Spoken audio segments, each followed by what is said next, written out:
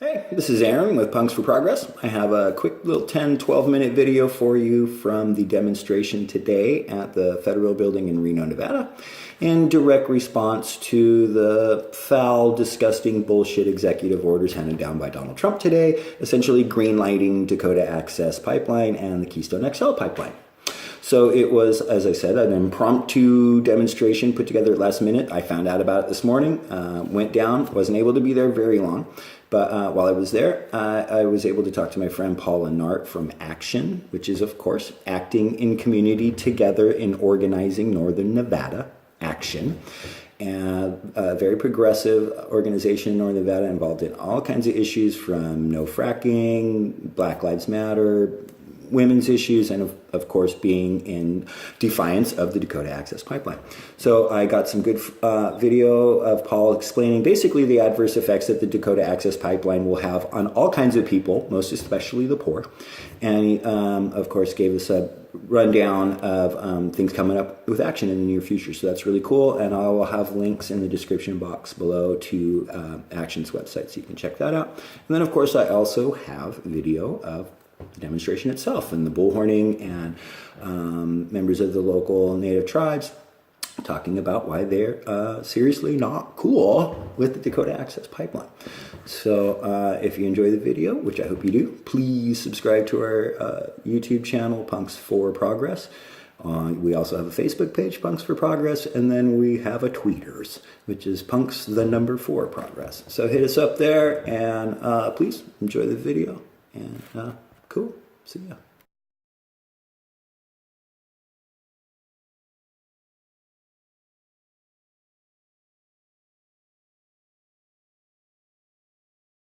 Profit out of the ground that all the oil companies can possibly get, whether by means of fracking, tar sands, whatever is available, they're going to go for it. Most of it's not going to be used for domestic consumption anyway. The whole idea of the Keystone pipeline is that it's going to go to New Orleans where it can be shipped abroad, which is all very nice for the pockets of the corporations that own the oil wells, but it doesn't do a damn thing for United States people or their jobs, which is what Trump promised. It's coming from Canada. And it's coming from Canada. Yeah, it's not, okay. Yeah. It's Canadian in its source. It's international in its destination. What the hell does that have to do with producing U.S. jobs? That's bullshit. Sorry to use the expression, but that's what it is. It's bullshit. That's exactly what it is. And of course, as always, those who suffer the most from environmental degradation will be the poor. On the one hand, they have complete contempt for the idea of the sovereignty of the reservation areas. They will go ahead and dig through, dig under, dig around it. They have complete contempt for the urban areas, which ultimately wind up refining the oil, such as Richmond, which is primarily minority population. They have complete contempt for the people that are supposedly going to benefit from this a little bit, like those who build the pipeline, because they'll have jobs for a few months, sure, and then what? Same thing as every other aspect of a boom economy, which is the only kind of economy capitalism knows how to produce. Right. It's all very nice while it's booming, and then you're left high and dry when it's gone. Meanwhile, somebody else is running all the way to the bank with the profits. Fewer people go to the top and more people go to the bottom each time. As always, by design. Right. The only good thing about this administration is that finally it's become clear to a lot of my liberal friends who just didn't get it.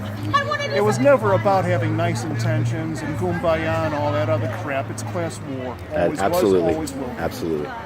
So why don't you tell me what's A.C.T.I.O.N.N got planned? A.C.T.I.O.N.'s going to be having a meeting on February 6th, which will be the beginning of our 2017 offensive. We're primarily engaged in trying to build citizen power at the local level.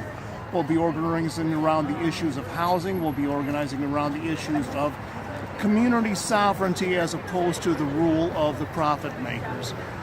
Developers want to come in, fine and good. Some of the things they're developing are worthwhile things. Okay, alternative energy and so forth. I hope to see that really take off, even if it's only as long as somebody can make a buck out of it. I get that. That's fine. That's the way the system works. Good. But it has to be with some provision for the interests of the community that you're located in. If we're going to give you tax breaks, if we're going to give you utility hookups, if we're going to give you all of that stuff, then you damn well better be the way ready to corporations used to function. Your charter was temporary, and you had to prove that your corporation served a public good in order to renew. Once upon a time in old common law, yes, that was what a corporation was for. Of course, it was always honored more in the breach of the observance. Look at the East India Company. But, you know, that was the theory. Sure. These days, they've even thrown the theory out. Yeah, that's even the theory's gone. Screw that. Yeah. It's all about making the shareholders rich. And it's not even about making the shareholders rich. It's about making some of the shareholders rich. Because you know what common stock owners are for? They're for making a buck for the preferred stock owners. That's the only reason we exist. Wow. Well, listen, Paul Lenart, thank you so much for keeping us informed on what Action is doing. And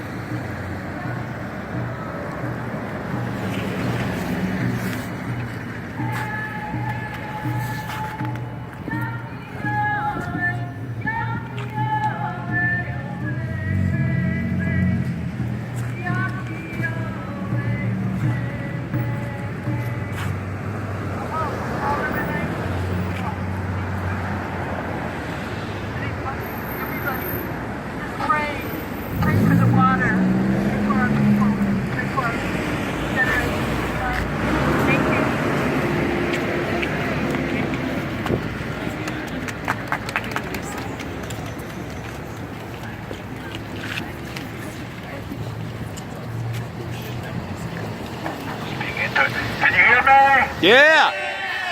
I can hear you. Yeah. It's great to see everybody here, but it's a sad day to see what that president did this morning by signing those executive orders to advance the pipelines, the Dapl, the Dakota Access Pipeline, and the Keystone Pipeline. He is in violation of his own words, of what he said, but he's only doing it for his own interest, for his own greed. That's right. Woo.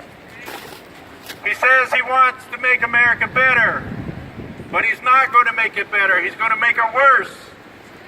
He's going to divide the people of the country in many different directions.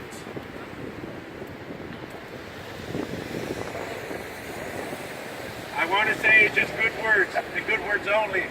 But how I feel, I'm angered at the same time. So to control and to say what words I need to speak, it's difficult at this time. It's time that we join our forces together, regardless of who you are. You see my scarf, I have red, yellow, black, and white. Yeah. That represents the unity, as well as the colors of the four sacred directions. We no longer see people by the color of that they are, but we see each other as being human, being a being of Mother Earth. Together, we live on this planet. We share the same home. We have the same mother. We drink the water. We eat the food that is grown from the ground. We drink the water that is pure, that comes from the rain and the snow. We must protect our Mother Earth for the generations to come, for our young ones who are coming up behind us. This oil that is going to be pumped through the pipeline, it is not going to be used here in America. It's going to be shipped out. So what is he saying? That we have to keep everything American? This I don't understand. He's contradicting himself. He had signed orders to do a rapid evaluation of the environment. It can't be done that way. He is in violation of treaty rights. He's not negotiating with indigenous tribes throughout North America where these pipelines are going through. So again, I just say thank you for each and every one of you for coming here. Today, this day forward, we join forces, we stand hand in hand, and we will stand together forever as long as it takes. Yeah. No pipeline. Yeah.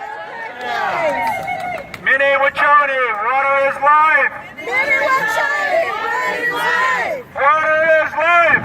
Water is